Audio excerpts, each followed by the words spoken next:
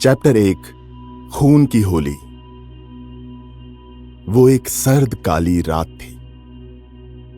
आंगन में लगे पीपल के पेड़ की पत्तियां जोर जोर से फड़फड़ा रही थी और बत्ती जाते ही वहां घना अंधेरा छा गया।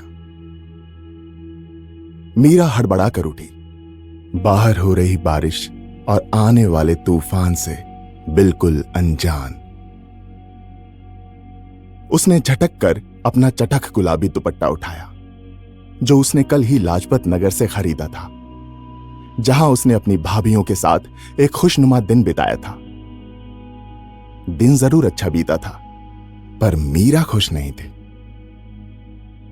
उसके पेट में उसका दूसरा बच्चा था और उसका पति श्याम एक और बच्चे की जिम्मेदारी के बोझ तले दबना नहीं चाहता था। श्याम को अपनी बेटी राधा से बेहद प्यार था। उनकी लाडली बेटी, जो उनकी शादी के 5 साल बाद पैदा हुई थी, दिल्ली की एक मशहूर गायनोकोलॉजिस्ट और मीरा की बहन मीनू की मदद से। मीरा ने अपनी घड़ी पर नजर डाली। सुबह के 2 बजे थे। मीरा ने सोचा क्यों ना ठंड दूर करने के लिए एक कप कॉफी बनाई जाए, पर उसने बनाई नहीं, क्योंकि उसने कई मैगजीन्स और अखबारों में पढ़ा था कि कॉफी पेट में पलते बच्चे के लिए हानिकारक होती है। मैं इतना क्यों सोच रही हूं, मीरा ने सोचा। शाम को तो यह बच्चा चाहिए ही नहीं। वो तो चाहता है कि मैं जल्द से जल्द इससे छुटकारा पा लूं। ये सब सोचते सोचते मीरा के आंसू उसके गुलाबी गालों पर बह पड़े।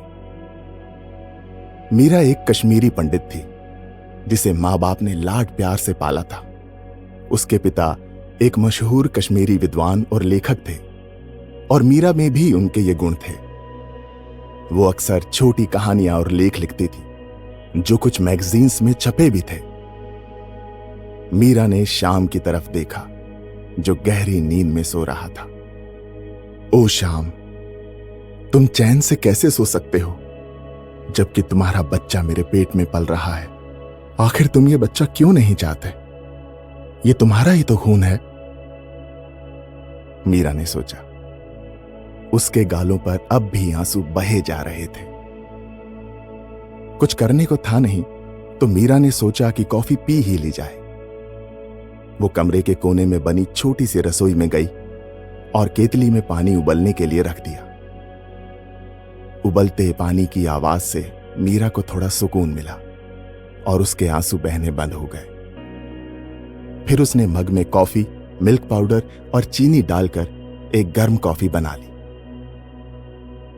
मीरा ने रसोई की खिड़की खोली। बाहर बारिश के साथ साथ बिजली भी कड़क रही थी। मीरा ने अपने दुपट्टे को थोड़ा और कसकर लपेटा और कॉफी की एक चुस्की ली। काश श्याम भी इस बच्चे को उतना ही चाहता जितना मैं चाहती हूं, मीरा ने सोचा। राधा को भी जिंदगी भर के लिए एक दोस्त और खेलने के लिए एक साथी मिल जाता।